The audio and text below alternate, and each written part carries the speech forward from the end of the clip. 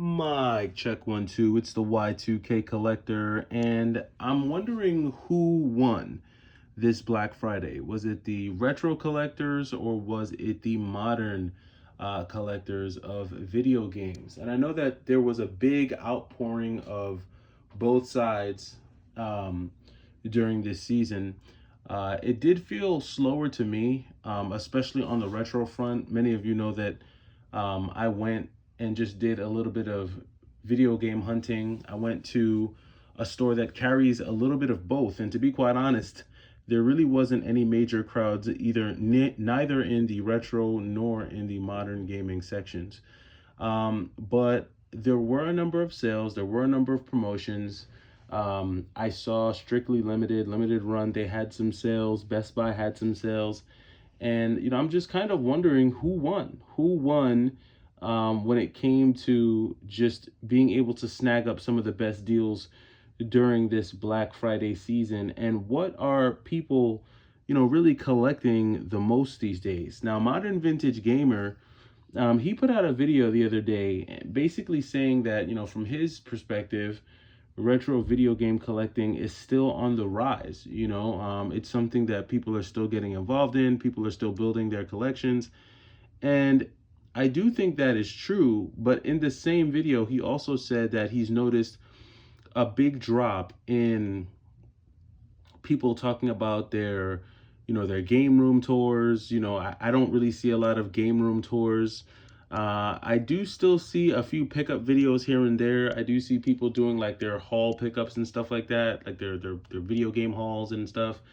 But I remember, like, man, 3 4 years ago, around this time of year, on my feed, there would be nothing but my 2021 video game room tour, my 2022 video game room tour, my 2023 video game room tour. And it feels like a lot of those game room tours have kind of just evaporated, like they're kind of gone.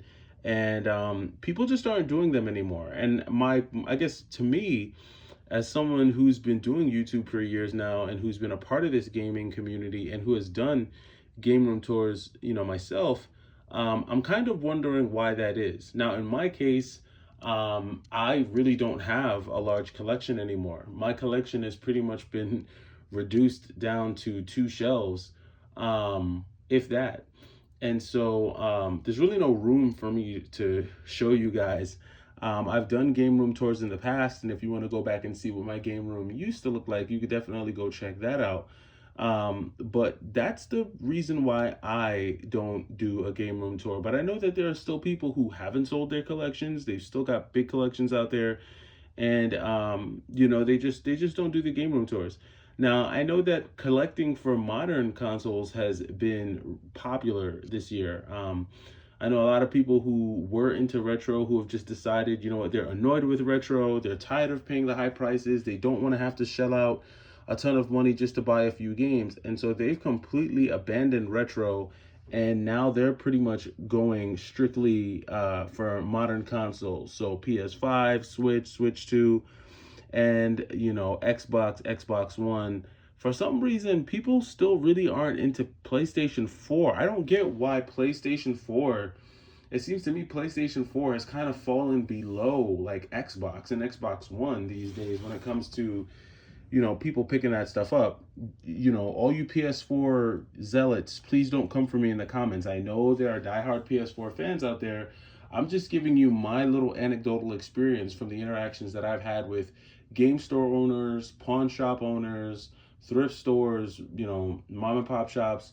It just seems like PS4 is kind of fallen a little bit it's fallen a rung lower on the ladder. But all that being said, I don't really see the energy around retro gaming, retro pickups as hot as it was a few years ago, and it's still slowly subsiding. It's still slowly subsiding. It's still kind of making its way out, and I still do think that there's a lot left to be discovered when it comes to retro. I certainly haven't played every single retro game that's out there. Although I've played probably 90% of the games in my collection, I haven't beaten them all. And there's definitely a lot more meat on that bone. I just do think that it's been so saturated, at least from a content perspective.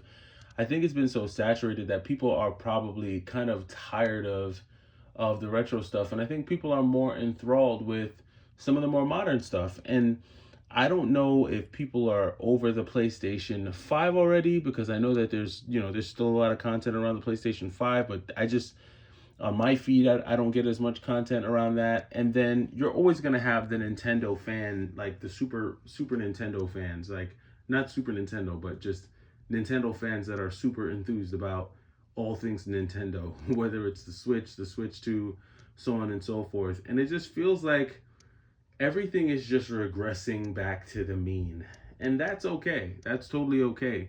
Hopefully, that means gaming is going back to family time, and just people maybe picking up 1 or 2 games a month, or maybe 1 or 2 games a quarter, and playing the hell out of those games, and then moving on to something else. Yeah, it might be a close, or there might be an end to this hyper collecting that we've seen. And it's so tempting, because while I was at Book Off the other day, I saw like the Rocket Knight collection on the Switch, which was super tempting to pick up. I really wanted to get it, and I didn't get it. I also saw Ninja 5.0 on the Switch. I really wanted to get that too, but I opted to not get that either. So I've been kind of holding off. I've been really trying to show some real restraint, and I want to kind of make my way through what I'm keeping in the collection. I want to kind of fully flesh my way through all of the games that are in my collection. I kept a good assortment of games, and once I'm done getting everything that I'm selling out of the collection out the door, once it's all out the door, once it's all gone, I'll do a small video of just what was preserved in the collection, so that you guys can kind of see what I'm working with. And this feels good. It's been one of the biggest purges for me ever. It's probably been my biggest purge, and I've purged the collection many times over the years, selling $2,000 worth, $3,000 worth, $10,000 worth of video games. I've done it all in the past, but I don't know if I've ever done anything this large. So definitely excited about that. But yeah, I don't know. Let me know what you guys were seeing. Did you guys score more on the retro side? Do you think there were more wins on the modern side? I'm interested to know. And I did get a comment in the last video. Someone asked if I was going to get Marvel Cosmic Invasion and if I was going to play it. I may just download Marvel Cosmic Invasion. I don't know if I'm going to go out and get the physical. I may get the physical. And that's the thing. It's like there's so many games that I want to pick up, but just because I have to maintain discipline in terms of when it comes to space and not adding a bunch of games back to the collection, physical items to the collection. I may download Cosmic Invasion and play it. I may like stream it on the channel, so that may be something that I do. But we'll have to see how that goes once we get closer to once I actually get around to it. But I'll let you guys know. But until then, I will catch you guys in the next one. It's the Y2K Collector. Take it easy.